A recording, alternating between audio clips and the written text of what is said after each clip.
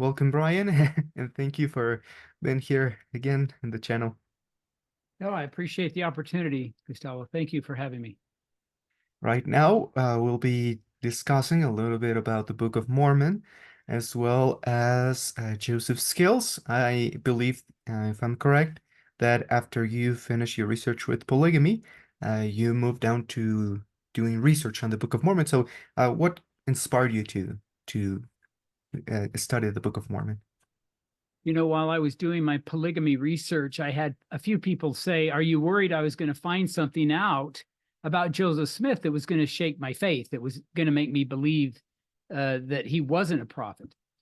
And I never was worried about that because I believed at that time that Joseph couldn't have produced the 1829 dictation that became the 1830 Book of Mormon. He didn't have the skills. The only way that Book of Mormon could have been produced was through miraculous intervention and what Joseph called the gift and power of God. I believed that. And so I believed he was a prophet in 1829. I don't think he lost anything between 1829 and 1844 when he was killed. And so I was quite confident that I wasn't going to find anything that was problematic with respect to Joseph's worthiness. And during my research of polygamy, I never did. I mean, Joseph wasn't perfect, but I do believe he was always worthy. He wasn't guilty of the terrible things that some people have attributed to him, at least as far as I'm concerned, and looking at the data, all of the data. I'm a transparencyist.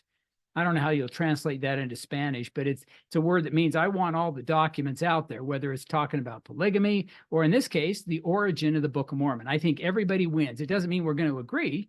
Not at all. But at least we can't spin the evidence. Brian Hales can't spin the evidence, and a critic can't spin the evidence by just focusing on a little. If we're transparent with the data, everybody sees what's there, and then we can make our discussions go forward without deception, I think, or at least with less chance of that. Perfect. Thank you. And you know, I agree with that. I remember that regarding the Book of Mormon, one of the many criticisms that I heard was the thousands of changes made from the original manuscript. So I remember that I thought, okay, at first I was scared to look over the changes because I thought, like you said, I was going to find something that destroyed my testimony. And that's when I read the book online, and eventually I got a copy. And I've been reading through the 1830 edition. And now that I know what the changes were, I'm like, well, I was worrying about nothing basically. So I think that information will just give us a deeper insight. We shouldn't be afraid of it. Well, on the topic of changes, I took a copy of the 1830 Book of Mormon, and I have one kicking around here. I'm moving next week. Here's my copy, but I'm moving into a new home in the next couple of weeks, so everything's in boxes right here, and you'll see those. But I took a copy of this, a transcript, and then I took a copy of the 1981 edition, which is what we're using today. And I let a computer identify every change. And then I went through and I identified what kind of changes there were. The total number is 4,066 changes by my counting. I did this myself. And if you look at these, 91.7% involve one word. There's where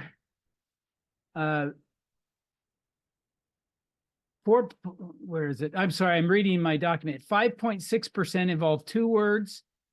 And then there's 1% that involve three words. And then there were 72 of the changes that involved 4 to 13 words, but there's not a single full sentence change from this book to what we're reading today. No full sentences have been moved or fully edited. And if you will look at these types of changes, we discover almost all of them are just to improve the understanding of the reader, the clarity, because the Book of Mormon is written in early modern English, which kind of is before the King James Version of the Bible English. And so that English sounds bad to 19th century ears or to us today. And so there's an effort to try to improve it. And then if you look at the changes that involve 4 to 13 words, and you can look at them, none of them are to correct a mistake. They're all just to try to improve grammar. Some of them are removing a redundancy or things like that. There's really none of those changes that are significant from an editing standpoint, other than to help it sound a little bit better. And that is, in my view, this level of literary refinement is the most difficult thing Joseph Smith ever did. And he did a lot of difficult things, but this is the most difficult, to dictate a first oral draft of the Book of Mormon that has had not even one full sentence edit since it was published, okay, without any editing. Then that is the hardest thing that he ever accomplished during his entire life, in my view. Yeah, and it's interesting because the Book of Mormon was the very first thing he did.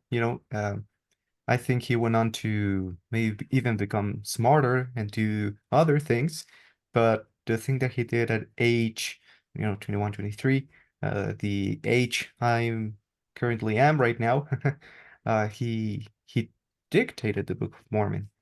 So there's this big question mark as did he have the skills to do it?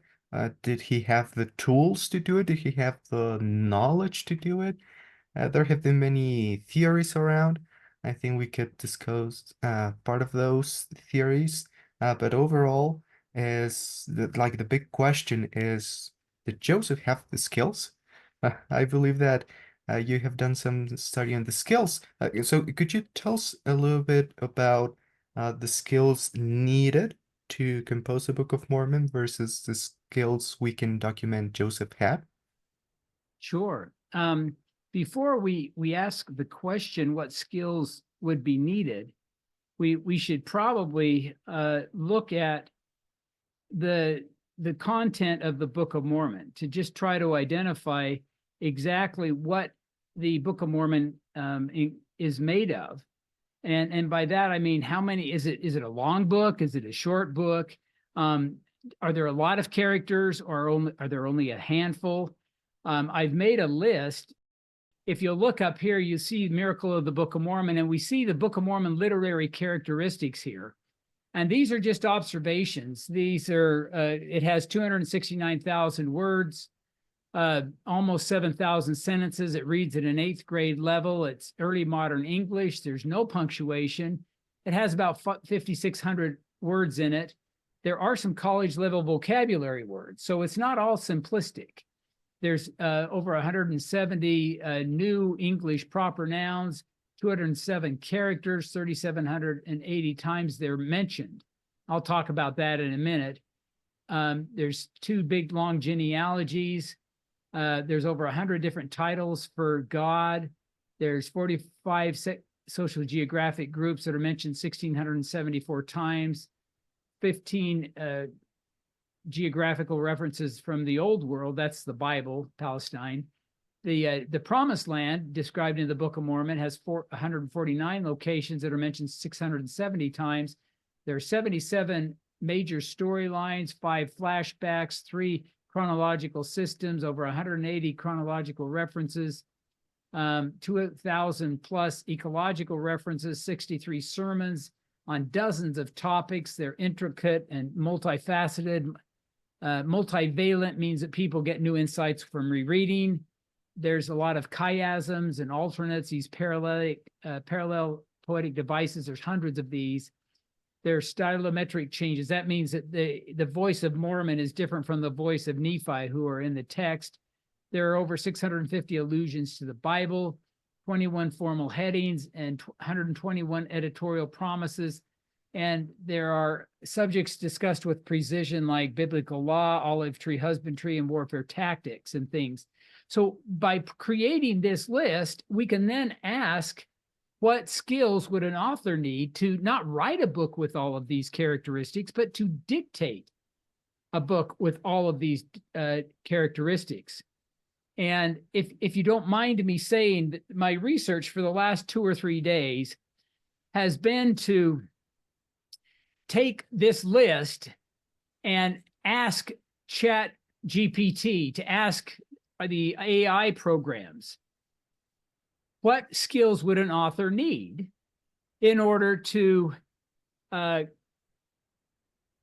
write the Book of Mormon, or to write a book with these characteristics. I'm asking the chat bots that are online, and I think maybe I can try to share with you a different page here, and I'll show you what Chat GPT said.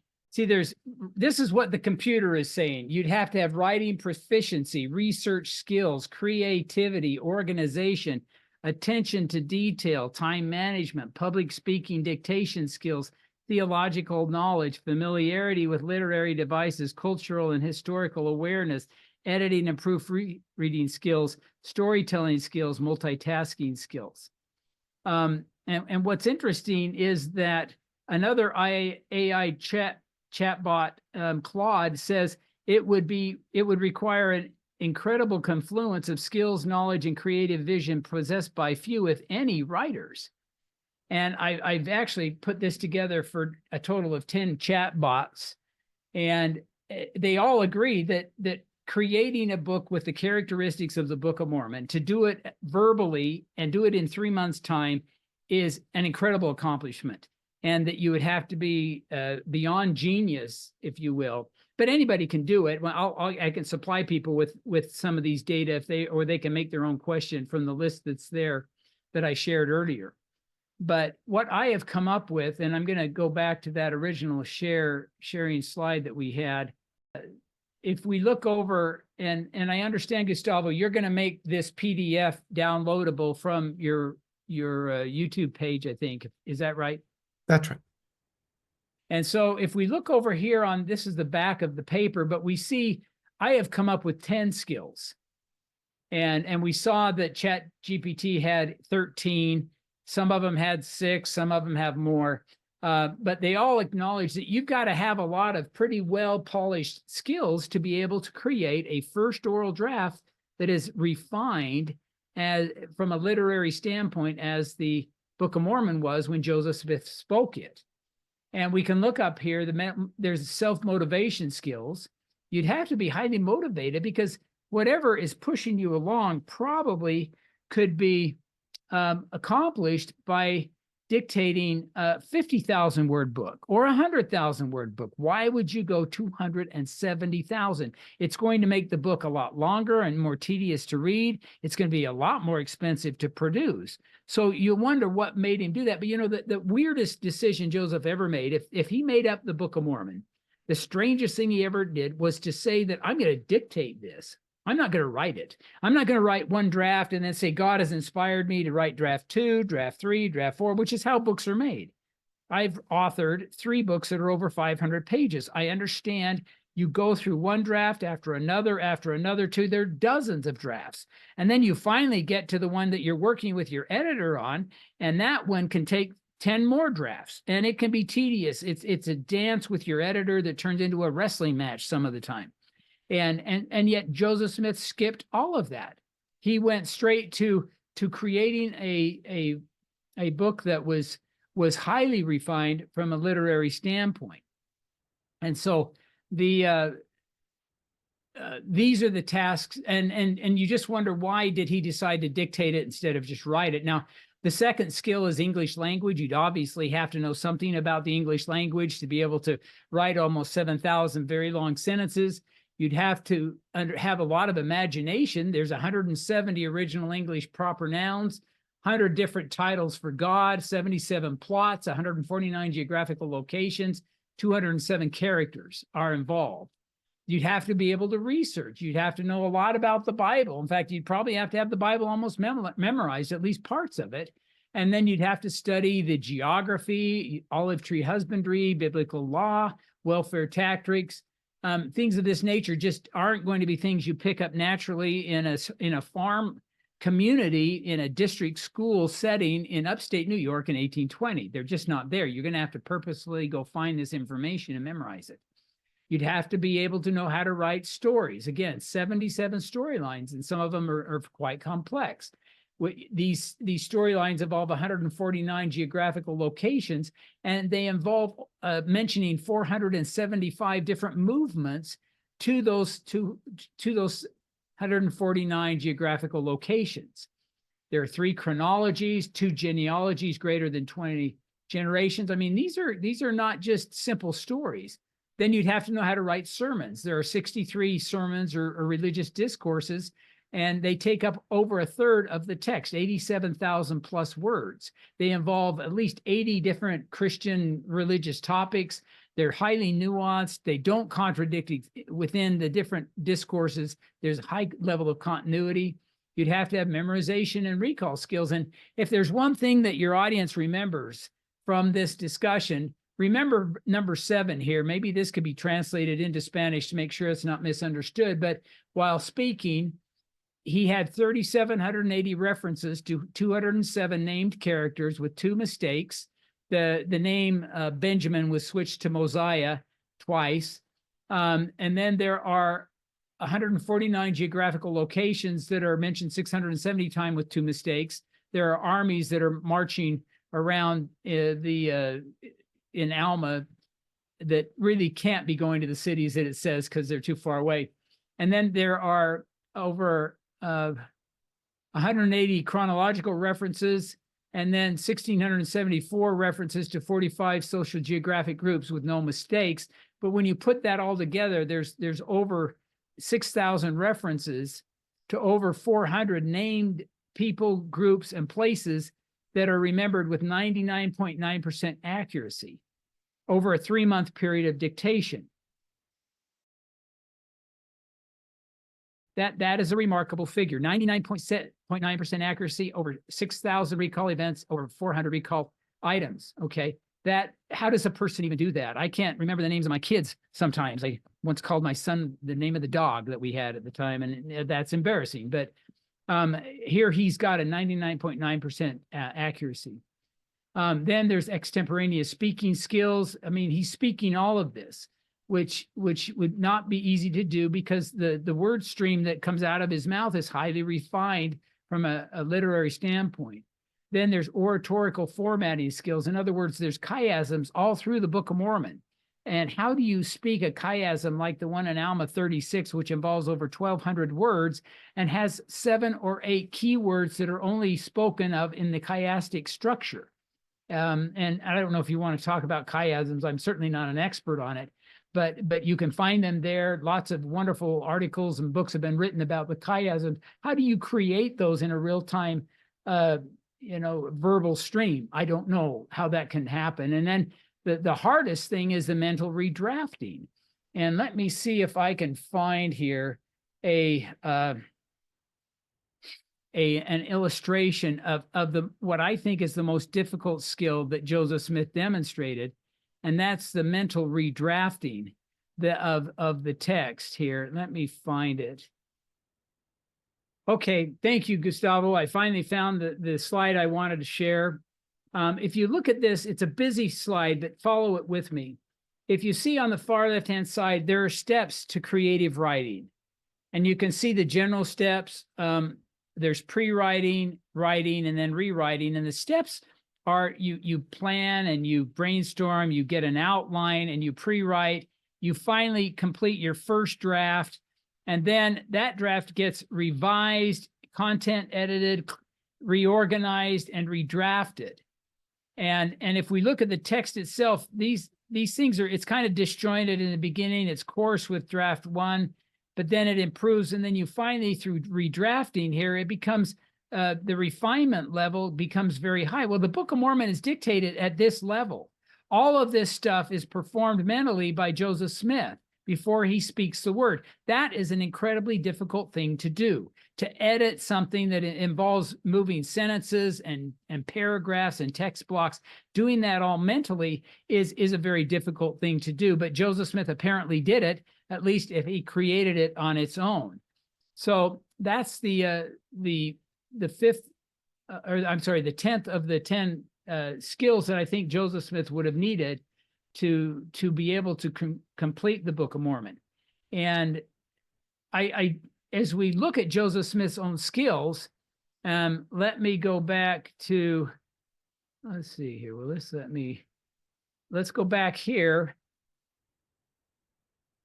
If you look over here at Joseph Smith's composition skills, he had maybe 2 or 3 years of district school. They didn't write things down. They didn't have paper. It was too expensive. They didn't have blackboards. They didn't have slates to write on. He had maybe written a couple of letters, but he had never written an essay that he had to turn in for feedback from his instructor. They didn't do that. The people that were teaching school didn't know composition. He had never composed anything. And so he didn't have that skill. The district schools didn't teach it. So for him to come up with this Book of Mormon is pretty surprising, pretty remarkable. And you can see here his oratory skills are also described. Biographer Richard Bushman reported that Joseph Smith is not known to have preached a sermon before the church is organized in 1830. He had no reputation as a preacher. And so he didn't have any oratory skills to speak of. I mean, if we wanted to look at his education, let me share a different screen with you. If we look at his documented education, we find that he attended school in Royalton, Vermont, West Lebanon, New Hampshire. There's nothing mentioned for Vermont.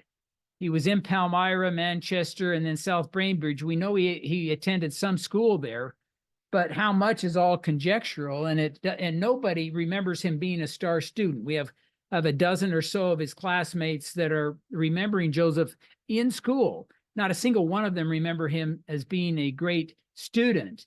Now, during this period, we know he read the Bible with his family and privately.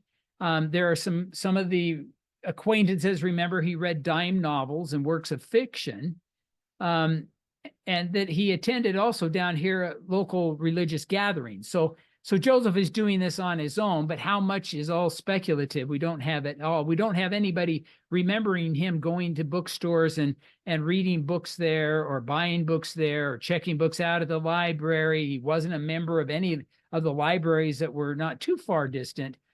He's not doing any of that we can find any record of. There's some people who are saying that in 1813, when Joseph Smith is 7 years old, Hiram, who had been attending a charity elementary school, came home and spent time with them as he had contracted typhoid.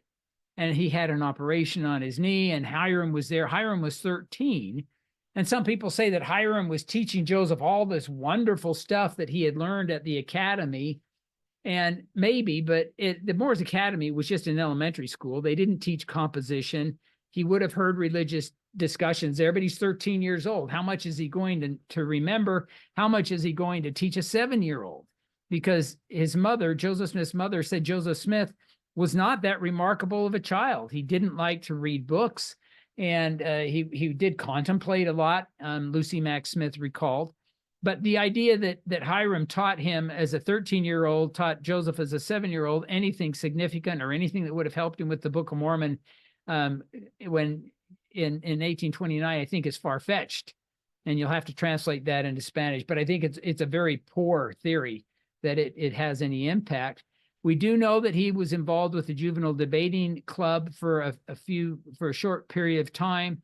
He did share with his family recitals talking about the early inhabitants of the Americas, but the details don't all line up with the Book of Mormon. So whether Lucy Mack is remembering correctly is questionable. And then he did participate in Methodist meetings for 6 months in 1824-25 as an exhorter, but he never joined the Methodists, so they never would have trained him or given him special education or training to help him become a very fine orator. That wouldn't have been included because he never joined their religion. And so when we look at all of these education opportunities for Joseph, we really don't find anything that would have trained him to author an entire book. And so the question comes up, where did Joseph get the skills? And we've already identified what those skills would have been. And so we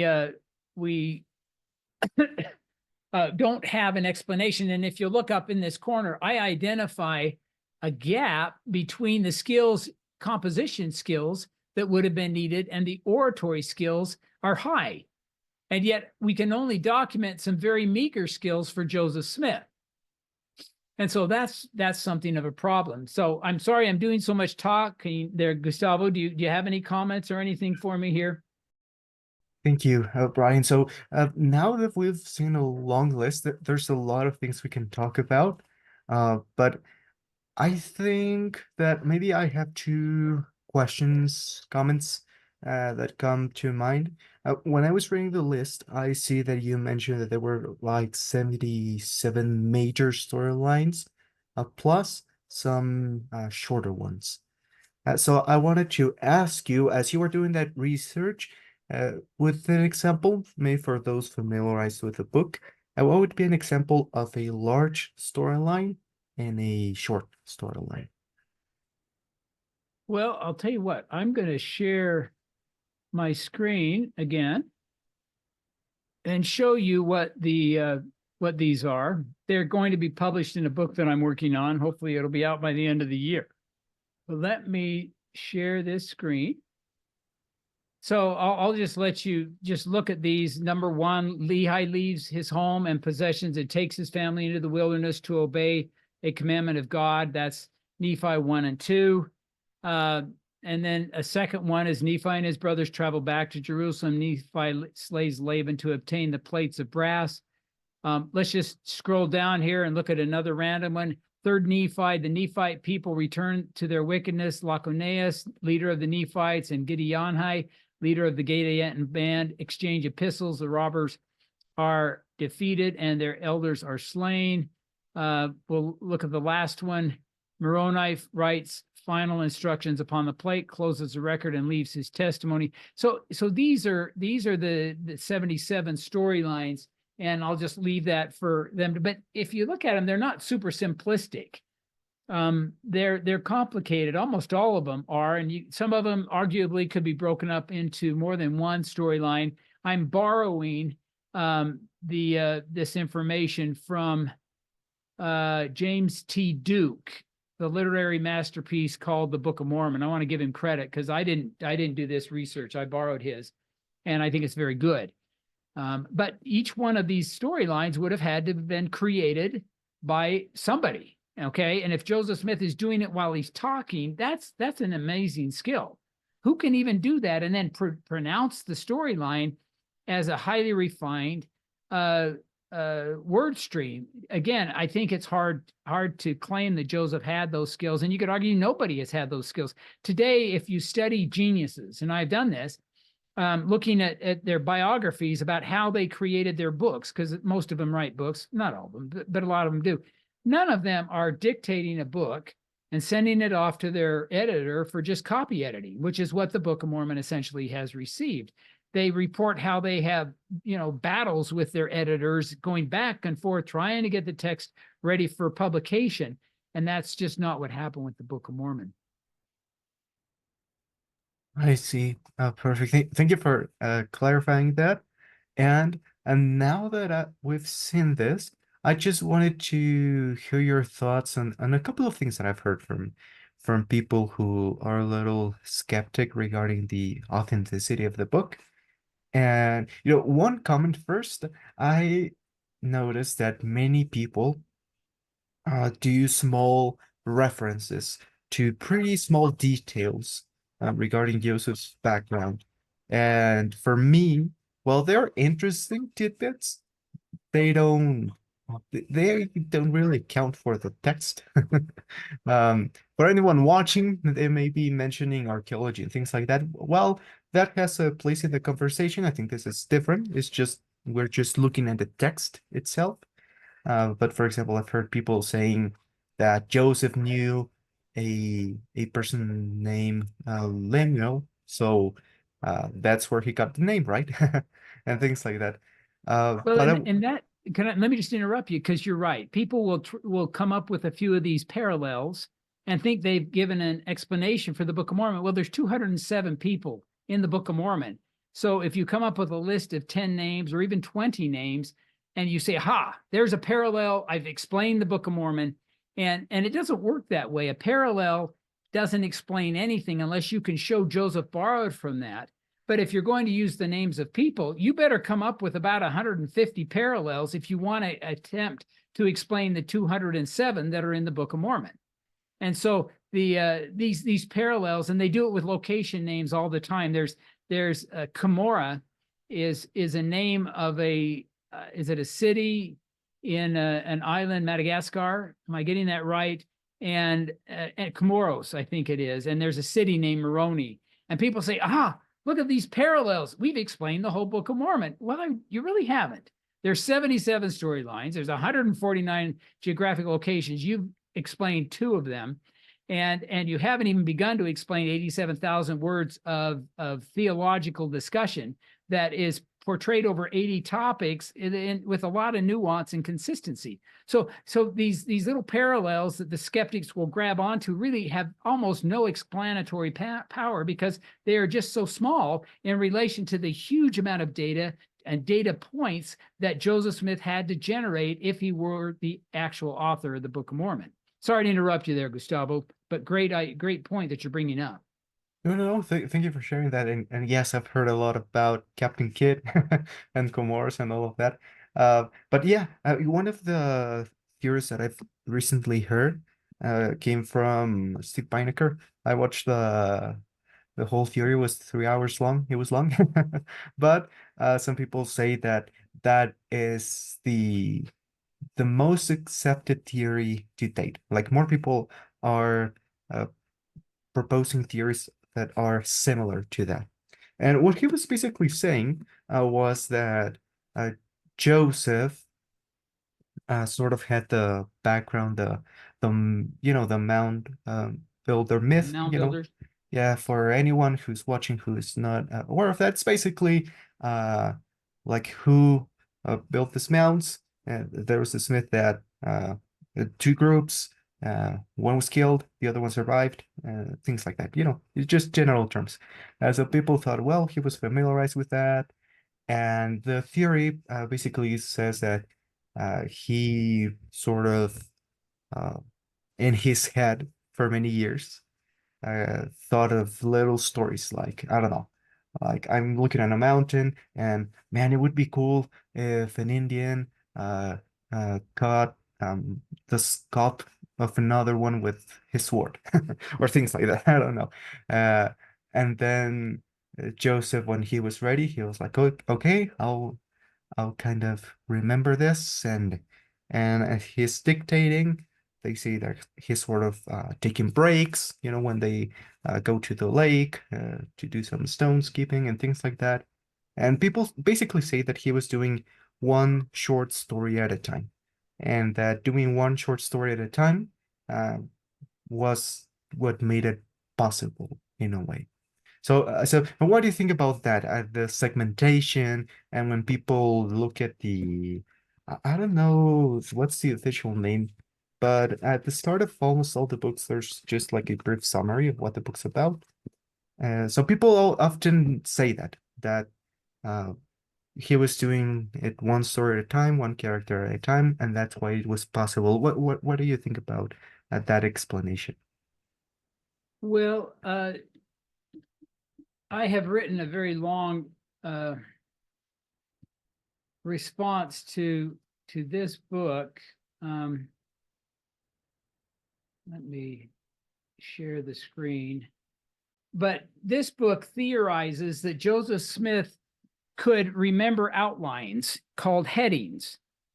And he memorized a lot of headings, and then all of the other words just kind of happened at a very highly refined rate. In other words, the idea is if you or me or Joseph Smith could memorize an outline of 77 plot lines with 87,000 words of theological discussion, with 207 characters, 149 geographic locations. If we could just remember the outlines and get familiar enough with everything, that everything else would just work out. He could just speak those words and they would just almost magically flow. And it's an interesting theory because they don't test it. The author here, William Davis, doesn't show us somebody who has done that using even 50,000 word to create a 50,000 word book. It's a really inadequate theory. It doesn't begin to explain how Joseph Smith could have created everything that's in the Book of Mormon. If we go back to the list that we looked at a minute ago, the ability to remember outlines really doesn't explain very much. You see the list here? How does remembering outlines and laying down heads help you create over 180 chronological references and have them all be accurate? How does it help you remember the 670 references to 149 geographical locations and have only 2 mistakes? Or how do we integrate the Bible into the Book of Mormon over 650 times? Do you see, it just doesn't accommodate it. And I'm hoping when my book comes out, people will just get transparent with what is required instead of way oversimplifying it. And again, the test is easy. If this theory works, then replicate the Book of Mormon using it.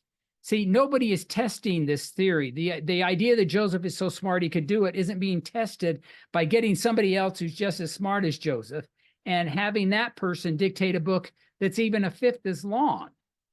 But moreover, we need to let the historical record entered in.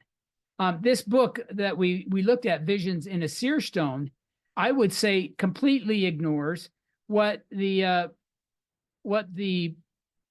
Book of Mormon, or I'm sorry, what the historical record says about Joseph Smith. Did you know that there are over 140 references to Joseph Smith's education, intellect, and oratorical abilities? Not a single person thought Joseph could do it. Not a single person accused him of being the intellectual source of the Book of Mormon. Not a single person who knew him.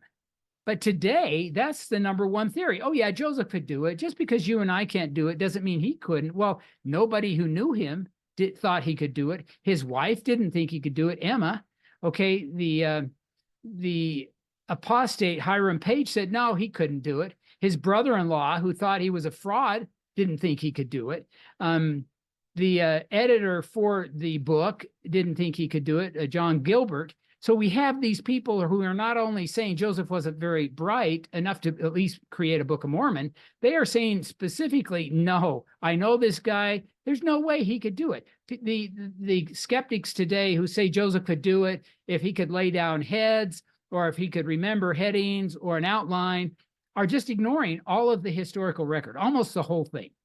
And they're just saying that I'm pretty confident with speculation that, you know, they're speculating that Joseph could have done it if he could remember to lay down heads. So I don't know. Does that help with that idea? Yeah, this is just a comment that there are so many theories, but I don't know, for some reason I don't find them as, you know, accounting for the entirety of the book. In fact, I think that on your handout, there are some theories on the right side, right? Yeah, if you'd like, I can, we can talk about those. I think it's important to do that. And let me try to see if I can find that. But I've identified 8 theories, and they, here we go. Let's see, where did we go? Find this here. I will share this screen. Let's talk about those for just a second. The most common theory for about 50 years, between 1834 when it was first published and 1884 when they actually found the manuscript and could see it didn't work, was the Solomon Spaulding theory. And it's only 50,000 words long, the manuscript. So even if you thought it was somehow the basis for the Book of Mormon, Joseph Smith had to come up with 220,000 words on his own. So it really isn't explanatory, but there's no similarities, really. I mean, there's some really basic similarities, but nothing as far as names, locations. You know, it's not a religious book, the Spaulding manuscript. Some people have advocated a collaborator theory. They think that either that Oliver Cowdery or Sidney Rigdon somehow helped Joseph Smith. This isn't a very popular theory simply because we have really good documentation that these men did not meet Joseph Smith until it was too late for them to collaborate. Oliver didn't know Joseph until April 5th of 1829. He shows up, and in 2 days, he's scribing. And then less than 3 months later, the book is done. And Sidney Rigdon was converted to the church by reading the Book of Mormon. And so the collaborator theory is not very popular. Mental illness theory is unfortunately a very weak theory.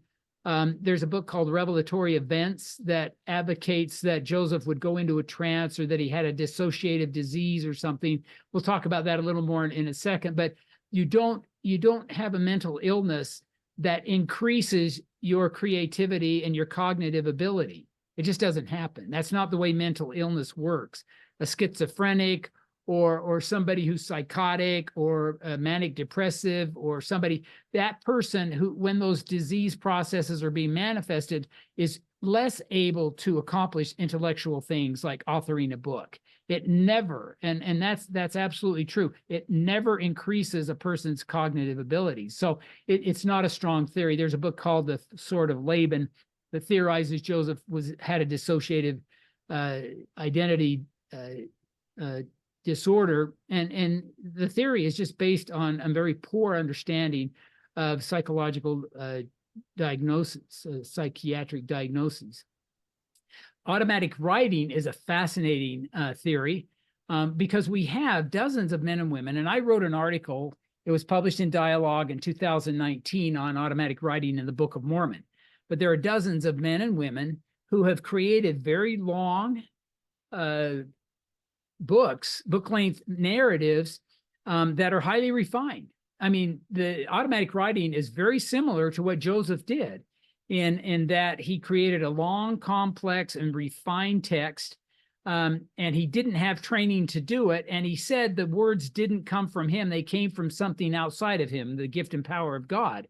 Well, these automatic writers are doing the very same thing, except they're claiming the words came from God or from a Martian or from a spirit visitor or something, but they're doing the same kind of things. And Joseph Smith's theology predicts this.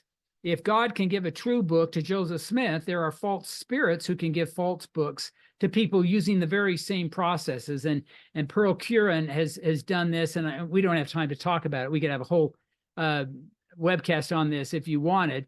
But there are certainly counterfeits. If you remember when Joseph Smith finished the Book of Mormon, there was a man named Hiram Page who had his own seer stone, and he was revealing pages of his own revelations. And it's the same kind of process. Those revelations could have been book length, could have been its own book of, Clarence or I don't know, something that could have rivaled the Book of Mormon. But what happened? Joseph got a revelation saying that Satan was deceiving Hiram Page, that Satan can give book-length manuscripts just as much as God can give them, and did give them to Joseph Smith, is what I believe. And so the automatic writers is a theory that is fascinating, but it doesn't explain how Joseph could have done it using his natural intellect. Storytelling theory, this William L. Davis says that Joseph used the same abilities as professional storytellers. Professional storytellers can tell stories over multiple days that are 100,000 words in length, but they use a process called formulas that are very repetitive. And it works for the storyteller in real time, but if you record those words down as a word stream, you're going to see the formulas in there, and the Book of Mormon doesn't have any formulaic language that repeats over and over and over. And so it doesn't work as a theory. It's just disproven by looking at the text of the Book of Mormon. Now, the oral performance theory is the one that William L. Davis advocates in his Visions in a Seer Stone, that he used the theory, the abilities of a revivalist preacher. Now, he wasn't a revivalist preacher, according to any accounts. He did somewhat function as an exhorter, but as far as we know, there's only one person who remembered Joseph being an exhorter. Did you know that? Only one. And that person, in the very same chapter of his book, said Joseph had less than ordinary intellect. But the skeptics will take this exhorting and explode it into its importance. And this happens in that book, Visions in a Seer Stone, that it's mentioned 18 times in that book, and as evidence of Joseph's great oratory ability. Well, no, nobody else remembered it. It was only for a 6-month period that he's exhorting, and he never joined them. They kicked him out of the Sunday school class that he joined later down in Harmony. And so this is something we shouldn't inflate unless there's supportive evidence. And the only person to remember it thought Joseph had less than ordinary intellect. And so we have to be careful about that. And this happens to be the same guy who remembered him being a debater. Okay, there's only one person who remembered Joseph as a debater, and he thought Joseph had less than ordinary intellect. So we can inflate those two involvements to make him into an adept debater or into some fantastic exhorter, because it's not justified. People go beyond, they distort the historical record and what it says. Creative writing theory. There are people who think Joseph had a manuscript that he'd already written, maybe with some help, and he was hiding it. But that manuscript would have been massive. It would have been, hundreds of pages of foolscap that he's hiding from people. Nobody remembered it. And the critics wanted to be able to explain away Joseph Smith's Book of Mormon as much as anybody in 1830, but they'd never accused him of writing a manuscript because the people who knew him knew he couldn't have hidden it. They didn't have private space in these houses. They were single, double room houses, maybe 3 or 4 rooms, but they were sharing space. No way to hide a big bulky manuscript if he was cribbing from it at night. That's something that is really not very plausible.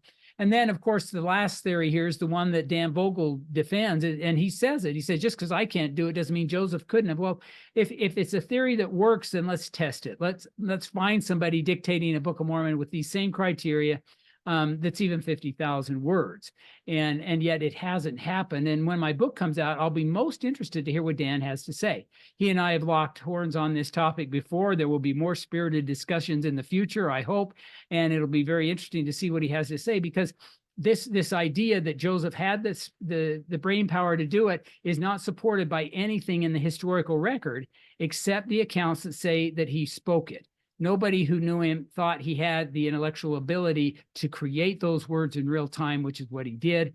And so you have this tension, this disagreement between what the historical record says by people who knew Joseph and the fact that the historical record tells us, and it's documented quite well, that Joseph Smith had created all of the words as part of this 3-month word stream. Those that are being honest with the text, they acknowledge Joseph Smith spoke all of the words. So where did he get the words? And I went through over 200. I accumulated them. They're in a database now. Maybe I'll post that online sometime. But the point is that they only had these theories that I just talked about. That he had the Solomon Spaulding manuscript was huge until about 1884, and then it diminished. There's few people who still believe it today, but it doesn't get you there. Collaborator theory, mental illness theory, automatic writing theory, the intellect theory.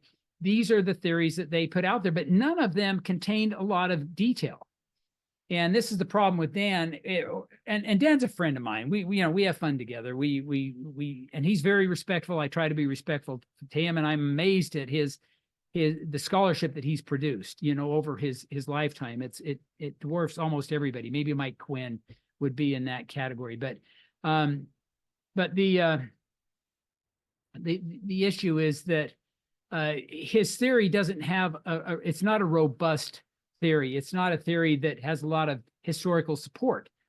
It simply says Joseph could do it, and maybe he had a manuscript.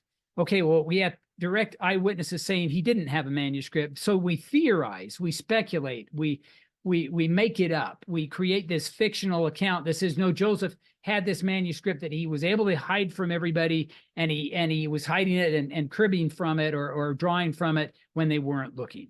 And then we add to it that Joseph Smith was this super genius that could write it, and he had extra training. These are you mentioned theory of a theory or something like that. See, this is not a skeptic theory, a naturalistic theory that's based on naturalistic evidence. This is a theory that's based upon speculation, piled on speculation, piled on speculation. There are two kinds of theories, and this skeptical theory is not very strong because it's just all speculation. And you can't disprove it. And I've had somebody tell me, well, you can't prove Joseph didn't do this, this, this, and this. And you're right, I can't. But you don't have any naturalistic evidence, any historical evidence that he did any of these things at all. And we have eyewitnesses saying that he didn't. And that doesn't make for a very good theory when it contradicts eyewitnesses and it's based purely on speculation. But I think that's about where most of our skeptics are today. And it'll be nice to hear how they react to some of the data that I'm going to be able to publish in this upcoming book. Thank you, Brian, for coming on, for sharing your studies. We'll be looking forward for your book. I'll try to get a copy. And I don't know, do you have any final words before we wrap up? Well, I just think that we've all believers. My research isn't going to help anybody who doesn't believe. The skeptics are just going to dismiss it. I would guess. I don't know, but I think those of us who believe are going to look at that, and what we're going to see is that we've always suspicious. Sorry, we've always suspected that Joseph Smith couldn't create the Book of Mormon on his own, and yet now with the computer, with even AI, and with the remarkable scholarly work of dozens of Book of Mormon scholars, we can see this miracle of the Book of Mormon coming into focus, kind of like looking through the viewfinder of a photographer, and things are a little blurry, and then you see the lens turn, and now it's crystal clear. This is a miracle. We suspected it was, but what we're finding now is that this new data shows us that Joseph simply couldn't have done it. And there is no satisfactory naturalistic explanation. And that's kind of where I am right now. Although maybe the naturalists will jump in and react to my book. We'll have to see. That'll be great.